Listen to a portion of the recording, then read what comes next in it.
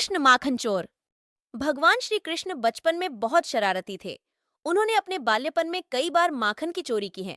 कभी गोपियों की मटकी फोड़ दिया करते थे, तो कभी बछड़ों को गायों का पूरा दूध पिला देते थे।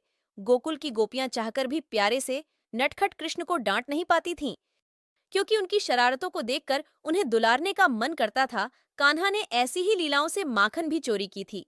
ये तो सभी जानते हैं कि कान्हा को माखन कितना प्रिय था। अपने लल्ला को माता यशोदा जितना माखन देती, वो उनके लिए कम पड़ जाता। इसलिए मैया जहां भी माखन रखती, कान्हा की नजर वहीं रहती। मैया के हटते ही कृष्ण चुपके से गांव के सारे बच्चों के साथ मिलकर सारा माखन खा जाते थे। ऐसा कई दिनों से चल रहा।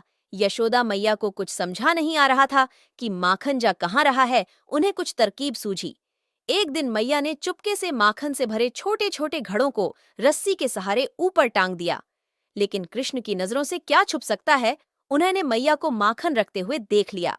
अब कृष्ण ये सोचते लगे कि मैया ने माखन रख तो दिया, पर इस तक कैसे पहुंचा जाए।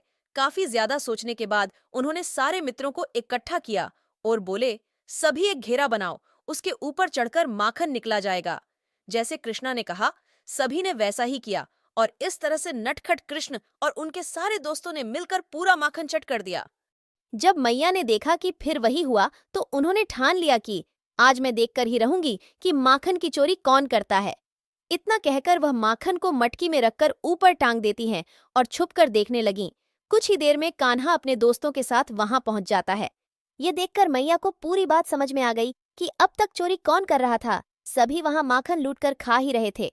इतने में मैया यशोदा वहां पहुंच गईं।